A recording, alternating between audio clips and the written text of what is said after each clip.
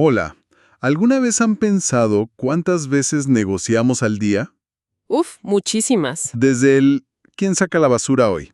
Hasta, no sé, cerrar un contrato clave en el trabajo. Totalmente. La negociación está en todas partes, ¿no? Es esa danza constante para resolver diferencias, ponernos de acuerdo. Buscar un equilibrio. Eso, un equilibrio cuando dependemos de otros, claro. Ujú. Hoy vamos a meternos de lleno en el arte de la negociación. Un tema fascinante. Sí, pero ojo, no desde la pura intuición o los trucos de vendedor, sino mirando lo que nos dice la investigación. La evidencia científica académica. Exacto. Nos basamos en un análisis detallado de principios, técnicas y, bueno, los desafíos actuales en este campo. Claro. La idea no es nueva, obvio. Textos como El arte de la guerra ya intuían su importancia, ¿no? Desde hace siglos. Pero hoy sabemos, gracias a estudios más recientes, que negociar bien no solo cierra tratos. No, va mucho más allá. Construye puentes, relaciones fuertes, y eso en un mundo tan conectado como el de hoy, Es oro puro, fundamental. totalmente. Y bueno, nuestra misión hoy es justamente esa, ¿no? Destilar toda esa información académica, a veces un poco densa, Sí, en herramientas prácticas, en una comprensión más clara. Queremos ver los cimientos de una buena negociación. como los del modelo Harvard, por ejemplo. Exacto, como esos. Repasar técnicas que sabemos que funcionan, que tienen respaldo. Y también, bueno, mirar de frente los retos que enfrentamos hoy. Que no son pocos. Para nada. Las barreras culturales, el impacto de la tecnología. El gran objetivo, como ya decían investigadores como Prit hace tiempo, es dejar de ver los conflictos como peleas. Cambiar el chip. Eso, cambiar el chip. Empezar a verlos como oportunidades para crear valor. Juntos. Y eso impacta en todo, ¿eh? No solo en lo económico. Claro. Impacta en cómo convivimos en los equipos, en la sociedad misma. Ok, vamos a desglosar esto entonces. Empecemos por ahí, por esos pilares, esos principios fundamentales que la investigación señala como claves para negociar con éxito. Dale. Y un punto de partida casi obligado es el modelo de negociación de Harvard. El famoso Getting to Yes. Ese mismo. El del libro Sí, de acuerdo. Su idea central es potente y a la vez simple, ¿no? Separa a las personas del problema. Fundamental. Deja de pelearte con el otro y enfócate en resolver la cuestión, juntos. Ujú. Y para eso, proponen algo que es clave. Concéntrate en los intereses, no en las posiciones tercas. Ahí está el meollo del asunto. Este es el primer gran principio. Enfocarse en intereses, no en posiciones. ¿Qué quiere decir esto? Bueno, ir más allá del quiero esto o no acepto menos de aquello. De la demanda superficial. Exacto. Es preguntar y preguntarse ¿por qué lo quiero? ¿Qué necesidad profunda busco satisfacer con eso? Pensemos en una negociación de sueldo. La posición es la cifra concreta, ¿no? Quiero X aumento. Claro. Pero el interés puede ser, no sé, seguridad financiera, reconocimiento, quizás más flexibilidad horaria. Hay mucho más bajo la superficie. Y lo fascinante para mí no es solo que funcione, que funciona, sino por qué funciona. Ajá. Cuando cambias el foco de esa demanda rígida a la necesidad real que hay detrás, bueno, ocurre algo casi mágico. ¿Cómo qué? Humanizas a la otra parte para empezar. Y sobre todo, abres un espacio enorme para la creatividad. Enorme. ¿Claro? De repente aparecen soluciones que ni se te habían ocurrido porque estabas, bueno, atascado en tu posición inicial. En tu número. Exacto. Es pasar del quiero X cantidad a necesito sentirme seguro y valorado. ¿Cómo podemos lograr esto juntos? Y ojo, que hay investigaciones importantes, como las de Prutti y Carnavale, que muestran que este enfoque aumenta la satisfacción de ambas partes. Significativamente. ¡Qué interesante! Y el segundo principio va muy de la mano con esto, ¿no? Generar opciones para beneficio mutuo. Totalmente conectado. Si ya entendimos los intereses reales de cada uno, ahora toca, bueno, ser creativos, poner sobre la mesa todas las ideas posibles. Sin juzgar al principio. Brainstorming puro. Exacto. Superar esa mentalidad de si tú ganas, yo pierdo. Esa idea de que el pastel es de un tamaño fijo y solo podemos repartirlo. La mentalidad de suma cero. Eso. El ejemplo clásico, que seguro muchos conocen, es el de las dos hermanas y la naranja. Un clásico. Ambas la quieren entera. Si se quedan en su posición, ¿qué hacen? La parten por la mitad. y ninguna queda del todo contenta. Claro, media naranja para cada una. Pero si exploran sus intereses, resulta que una quiere la pulpa para hacer jugo. Y la otra necesita la cáscara para un pastel. ¡Bum! De repente, ambas pueden tener el 100% de lo que realmente necesitaban. Y esto no es solo una anécdota simpática, ¿eh?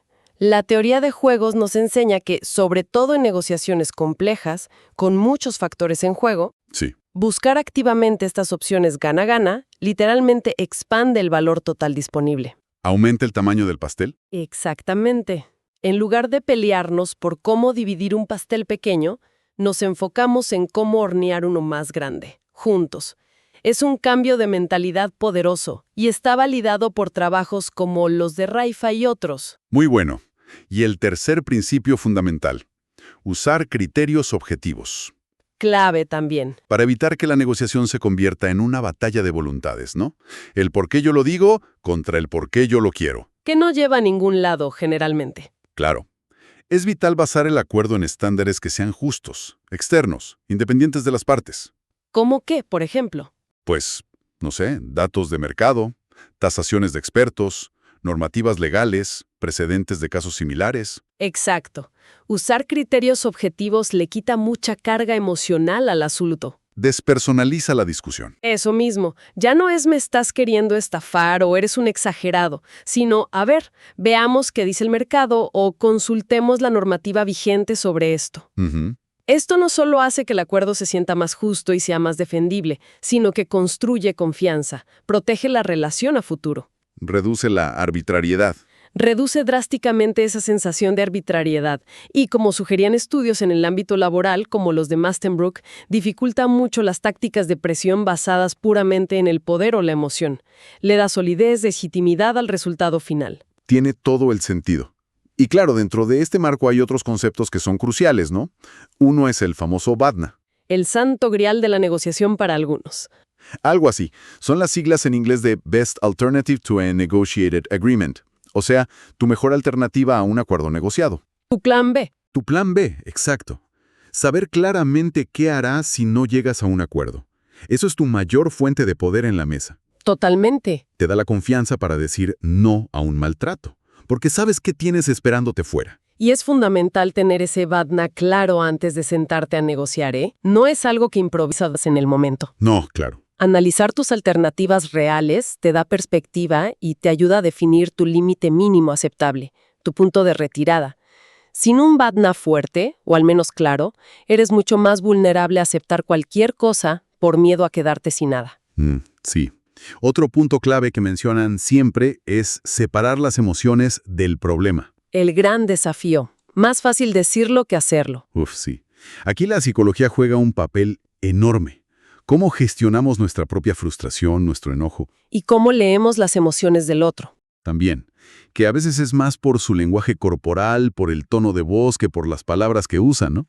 Totalmente.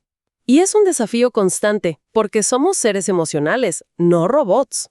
Claro. Reconocer nuestros propios disparadores emocionales, esos motores que nos hacen saltar, y aprender a hacer una pausa antes de reaccionar. Esa es una habilidad crítica. La pausa salvadora. Exacto.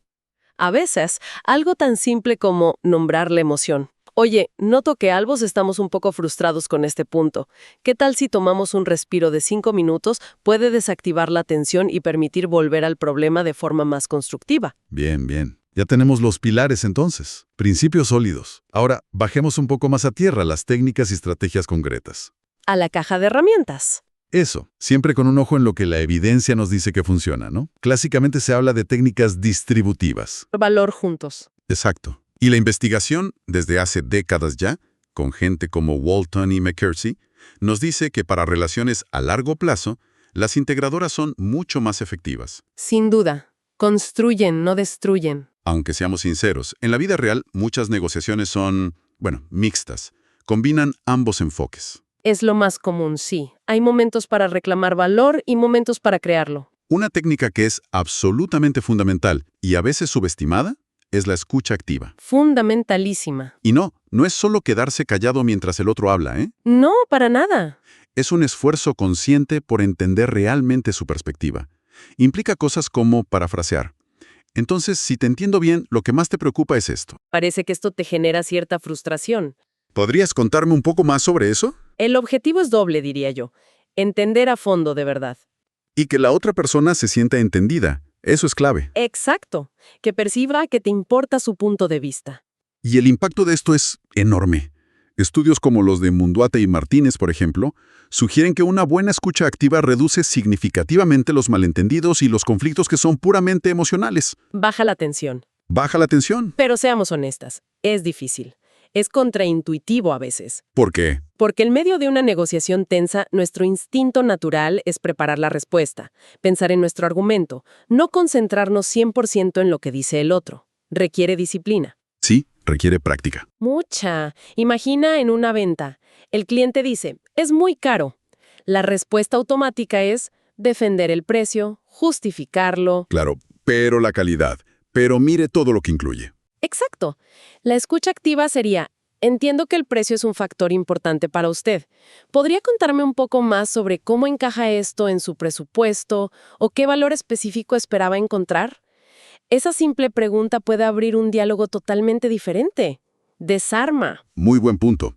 Otra técnica poderosa son las preguntas estratégicas. Las preguntas son la llave. Sí, pero no para interrogar o acorralar, sino para explorar. Usar preguntas abiertas. ¿Qué sería para ti un resultado ideal en esta situación? Hipotéticas. ¿Y qué pasaría si exploramos esta otra opción que se me ocurre? Circulares. ¿Cómo crees que tu equipo o tus socios verían esta propuesta? Incluso alguna pregunta un toco provocadora, pero bien intencionada, para destapar intereses ocultos o supuestos que no se están diciendo. Claro. Exacto. Las preguntas bien hechas son la herramienta principal para descubrir esos intereses que no están en la superficie, los del iceberg que no se ve. Y para encontrar espacio para la creatividad, para esas opciones de beneficio mutuo que decíamos antes. Justamente.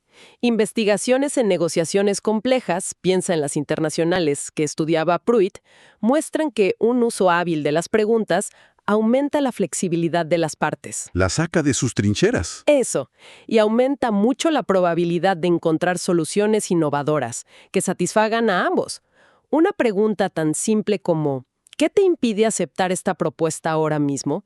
Puede revelar un obstáculo que ni siquiera habías considerado y que quizás es fácil de resolver. Sí, volvemos al BATNA. Porque no basta con tenerlo, ¿verdad? Hay que usarlo estratégicamente. Claro, es una herramienta activa. El análisis del BATNA y de los riesgos asociados a cada opción es una técnica en sí misma. Evaluar fríamente qué pasa si no hay acuerdo y qué riesgos y beneficios tiene cada posible solución que está sobre la mesa. Mapear el terreno. Exacto. Te da claridad sobre tu zona de posible acuerdo, ese espacio donde un trato es mejor que tu BATNA, y te permite tomar decisiones informadas, no basadas en el miedo o la presión del momento. Es tu red de seguridad y tu vara de medir, todo en uno. Como destacaron Fisher y su equipo en Harvard, comparar constantemente las opciones que surgen en la mesa con tu BATNA te evita caer en la trampa de aceptar un acuerdo que en realidad es peor que tu alternativa. El famoso acuerdo por desesperación. Ese mismo. Piénsalo en una fusión empresarial. Si tu BATNA es seguir operando solo con buenos resultados, no vas a aceptar una oferta de fusión que no mejore claramente esa situación, por muy tentadora que parezca la oferta al principio. Te ancla a la realidad. Totalmente. Y la negociación por principios de Harvard, de hecho, se puede ver como un sistema que integra todo esto que venimos hablando, ¿no? Sí, es un marco muy completo. A veces se habla de sus 7 elementos como una especie de checklist para preparar y conducir la negociación. Ujú. Evaluar tus alternativas, el BATNA, claro. Cuidar la comunicación, fundamental. Gestionar la relación con la otra parte. Entender los intereses, propios y ajenos, lo que ya dijimos. Desarrollar opciones creativas para beneficio mutuo. Buscar criterios objetivos de legitimidad para que sea justo. Aplicar este marco de forma sistemática, como un método, da resultados medibles. No es magia, es método. ¿En qué sentido? Bueno, los acuerdos alcanzados siguiendo estos principios tienden a ser más estables y duraderos en el tiempo. Hay estudios asociados a los propios creadores del modelo que lo indican.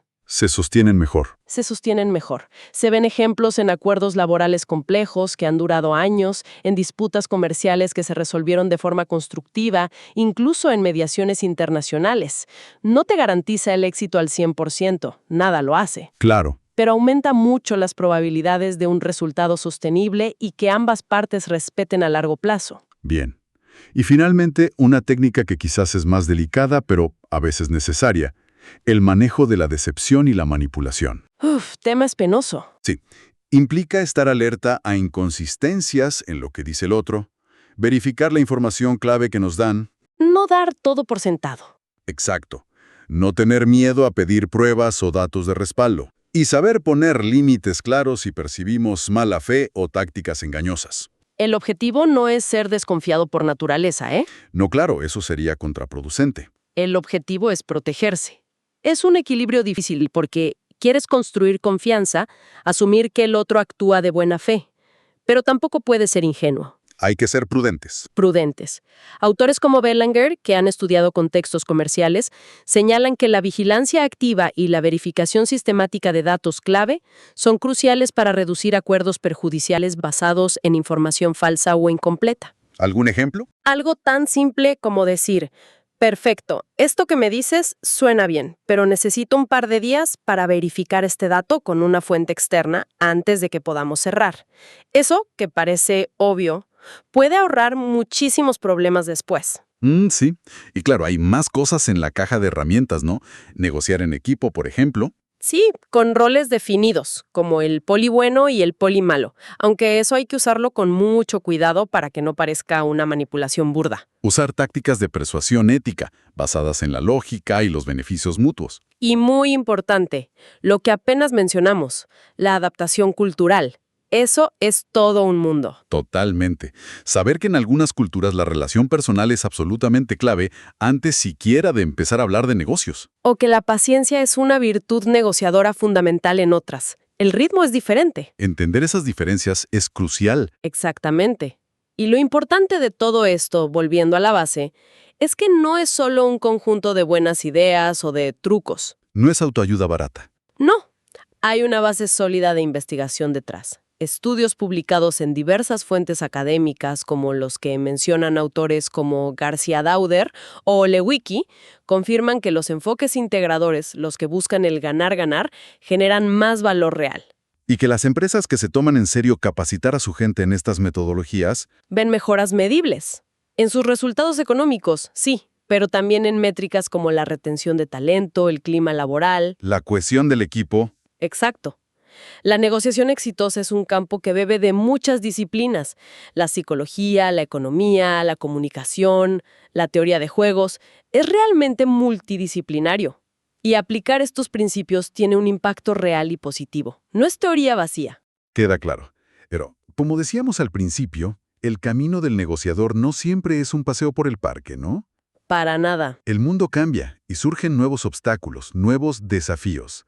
La investigación actual identifica varios retos contemporáneos importantes. Así es. Uno que está muy presente hoy en día es la despersonalización que puede traer la tecnología. Sí. El Zoom, el email. Claro, negociar por email o incluso por videoconferencia no es exactamente lo mismo que estar cara a cara. Se pierde muchísima información no verbal. El lenguaje corporal, el feeling. Exacto. Hay un estudio colombiano interesante que encontró que una parte significativa de las empresas todavía prefiere negociar en persona, sobre todo cuando se trata de temas de confianza o seguridad. Tiene lógica. Adaptarse a negociar eficazmente a través de medios digitales es un desafío real.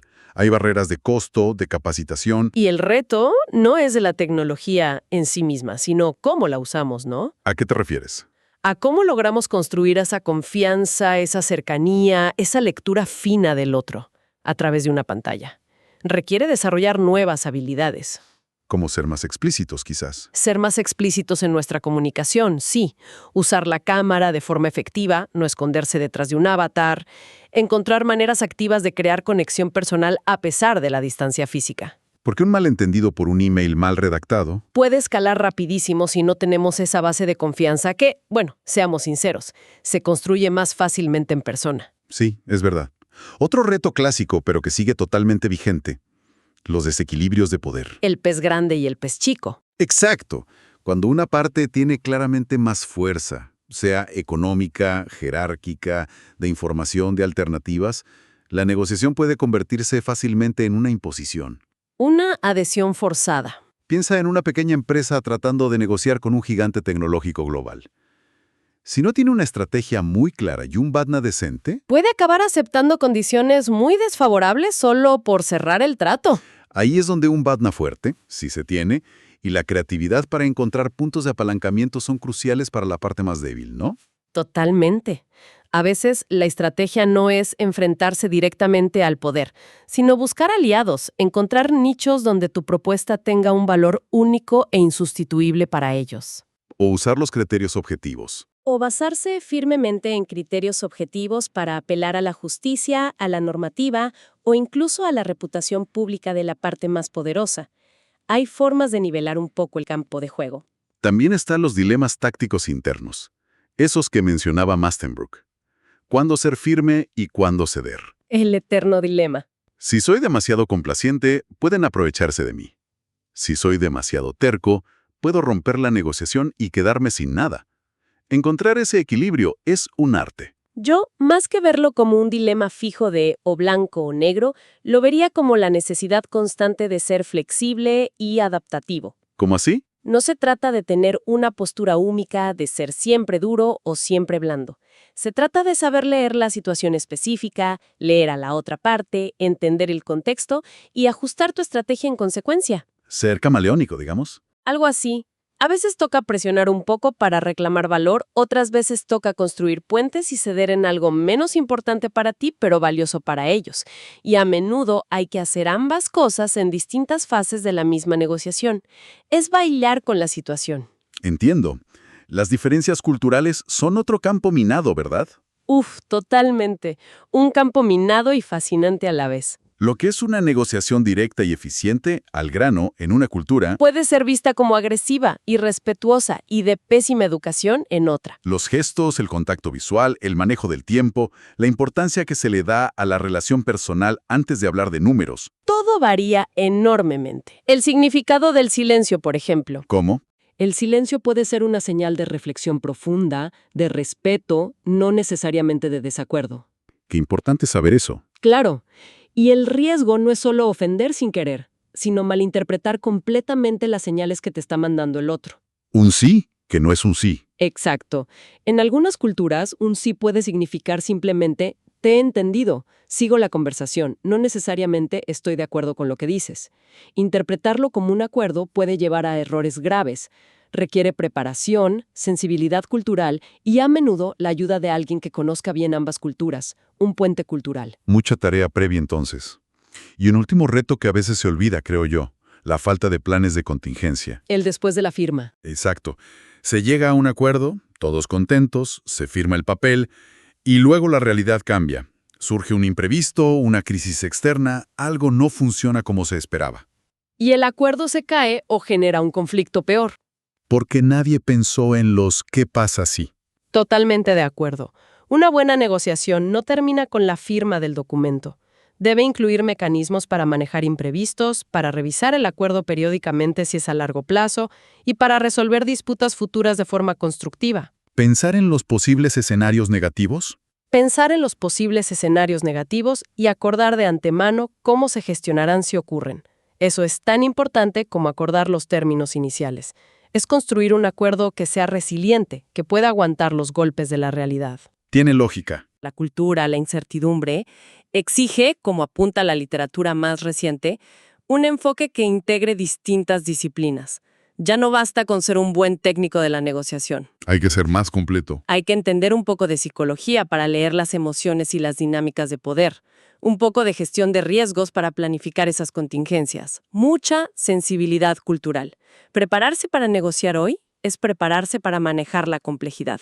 Es inter- y transdisciplinario. Bueno, entonces, haciendo una síntesis, ¿qué nos llevamos de todo esto? A ver, Que la negociación es mucho, mucho más que regatear o pelear por un precio. No. definitivamente. Es una habilidad fundamental, casi una ciencia social aplicada para gestionar nuestras diferencias, encontrar puntos en común. Crear valor donde parecía que no lo había. Exacto.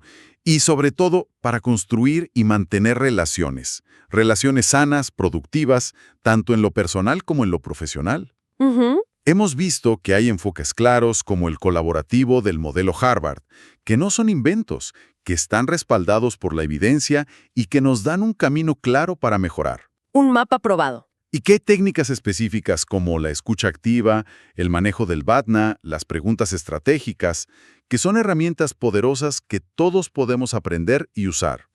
Hay un método, hay un camino probado para negociar mejor. Y la recompensa de seguir ese camino es doble, creo yo. ¿Por qué? Por un lado, está lo obvio. Dominar este arte nos ayuda a conseguir mejores resultados para nosotros mismos. Mejores acuerdos, mejores condiciones, en nuestra vida personal y profesional. Lo cual no es poco. Para nada. Pero hay otro nivel, quizá más profundo. Como intuyen ya investigadores como Pruitt o Walton hace tiempo, aprender a negociar bien, de forma constructiva, colaborativa, nos ayuda a construir organizaciones más fuertes y, en última instancia, sociedades más cohesionadas. Sociedades que resuelven mejor sus conflictos. Exacto. Sociedades capaces de resolver sus inevitables conflictos de intereses sin destruirse en el proceso. Por eso, esto no es algo que se aprende una vez en un curso y ya está. No es un checklist y listo. No. Requiere práctica constante, reflexión sobre nuestros propios aciertos y errores, humildad para reconocer cuándo nos equivocamos y una disposición genuina a seguir aprendiendo y adaptándonos a un mundo que cambia constantemente. Muy cierto. Y para terminar, si me permites, una reflexión que conecta con esos retos que mencionamos antes. Dale. Pensemos por un momento en nuestras propias negociaciones, las del día a día o las más importantes que hayamos tenido. Más allá de los argumentos lógicos, de los números, de los intereses explícitos que pusimos sobre la mesa. ¿Qué corrientes subterráneas podrían haber estado jugando un papel clave sin que nos diéramos plena cuenta? ¿Cómo cuáles? Quizás esas diferencias culturales sutiles con la otra parte. Esas dinámicas de poder no dichas pero presentes. O incluso la forma en que la tecnología, si la usamos, estaba cambiando sutilmente la interacción, la confianza. Cosas que no vimos en el momento. Exacto. La pregunta sería, ¿qué factor, quizás emocional, relacional, cultural, de poder oculto hemos estado pasando por alto en nuestras negociaciones pasadas y podría ser la clave oculta para desbloquear un resultado mucho mejor la próxima vez? Interesante pregunta para quedarse pensando. Creo que vale la pena mirar nuestras experiencias pasadas con esta nueva lente, prestando atención a esas corrientes subterráneas que a menudo ignoramos. Puede ser revelador.